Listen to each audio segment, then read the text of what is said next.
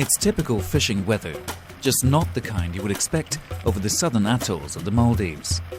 Undaunted, the vessel Fairoadi and its fishing master Ahmed Didi make their way through the rolling waves for their daily catch of tuna. This may be a modern ship, but the technique used by its fishermen, pulling up the tuna with a simple pole and line, is as old as fishing itself.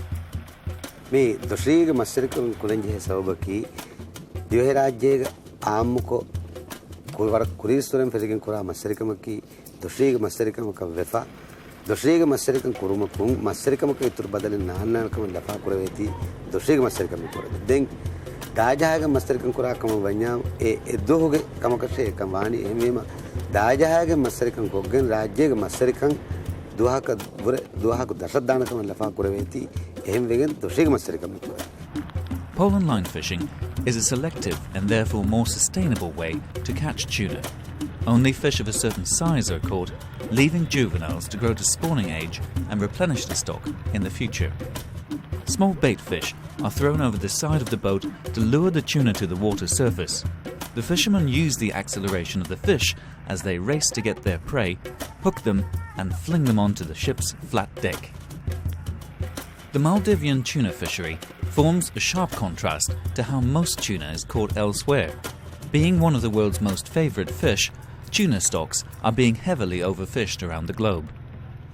Here in the Pacific, one of the world's largest remaining tuna fishing grounds, most skipjack is caught by a method known as purse seining. A large net is drawn around a school of fish by a skiff and then tightened from the bottom like a purse. Such a net, often set on a floating fish aggregation device, catches the entire school of tuna, but also takes in all the juvenile fish and non-target species, such as sharks, that may be swimming with the tuna. The sheer volume of bycatch lifted from the region by purse seiners makes this fishing method highly unsustainable. Moreover, these industrial vessels, some of them operating illegally, come to fish Pacific waters from half a world away.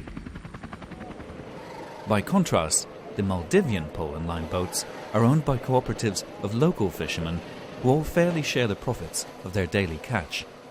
Unlike most Pacific nations, the Maldives are letting its own fleet fish its waters to keep the tuna revenue within the country. Felivaru, in the North Atolls, is home to one of the country's own tuna canneries. It's a modern fish processing plant operating to the strictest regulations of health and safety. Both fishing and fish processing are vital to the Maldives economy and provide crucial local employment. There are around 500 local people working in this plant. That means 500 families, local families, are looked after.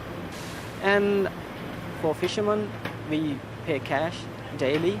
So compared to other industries, what we get from for the company is very well distributed through the community. It's often the profit margin that forms the biggest stumbling block for environmentally responsible and sustainable food products. Fish Forever, distributed by Organico Real Foods in the United Kingdom, is one of the brands marketing the Maldivian pole and line tuna in Europe.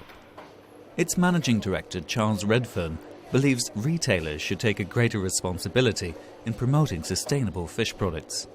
They just say this is a buying option. And that's the wrong way to go, because you're basically saying that these are lifestyle choices, that ethical decisions are lifestyle choices. And they're not. They're critical choices about how we want our products, our food to be produced. So I would like to see the retailers maybe being less neutral about this and actually working very hard to push it. At the moment, cans of pole and line caught tuna harvested by Maldivian fishermen are sold alongside the competition fished industrially by foreign fleets in the Pacific.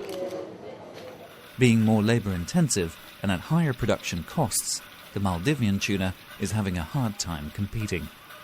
We hope that people in other countries will realize that we are doing something for the sustainability. And we hope that one day people will pay more for our fish.